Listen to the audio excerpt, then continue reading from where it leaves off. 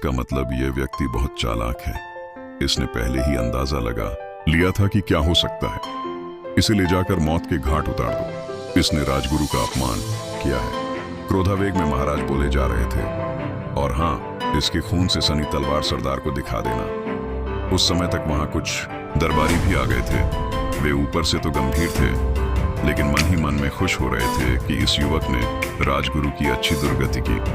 जब सैनिक तेनालीराम को लेकर चले तो कुछ दरबारी खामोशी से उसके पीछे हो लिए। एक स्थान पर जाकर उन्होंने असली कारण पूछा तो उन्हें लगा कि तेनालीराम निर्दोष है। उसे किसी प्रकार राज दरबार में लाया जाए ताकि उन्हें राजगुरु और दूसरे बेईमान दरबारियों को सबक सिखाने का अवसर मिले।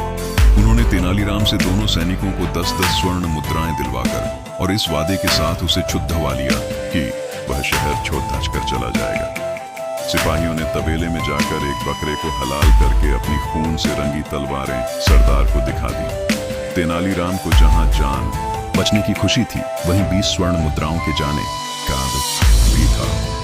मगर वह भी इस प्रकार चुप बैठने वाला नहीं था। उसने अपने घर जाकर अपनी माँ और पत्नी को सिखा पढ़ाकर महल में भेज दिया। दोनों सास बहू महाराज के पास जाकर फूट फूट कर रोने लगी। क्या बात है, तुम कौन हो और यहाँ आकर इस प्रकार क्यों रो रही हो? महाराज, एक छोटे से अपराध के लिए आपने मेरे बेटे रामलिंग को मृत्यु दंड दे दिया। उसके इस दुनिया से चले जाने के बाद अब मैं किसके सहारे जीऊंगी? कौन होगा मेरे बुढ़ापे का सहारा? कहकर उसकी मां सिसक कर रोने लगी। और मेरे इन मासूम बच्चों का क्या होगा महाराज? मैं अबला इन बच्चों और इस बूढ़ी सांस का पेट कैसे पालूंगी? महाराज को फौरन अपनी गलती का एहसास हुआ कि उस छोटी सी भूल की उसे इतनी बड़ी सजा नहीं देनी चाहिए थी। अब हो भी क्या सकता था। उन्होंने आज्ञा दी, इन्हें हर माह 10 स्वर्ण मुद्राएं दी जाएं, जिससे ये अपना बच्चों का पेट पाल सके। 10 स्वर्ण मुद्राएं तत्काल लेकर दोनों सास बहू घर पहुंची और तेनालीराम को पूरी बात बताई। तेनालीराम खूब हंसा।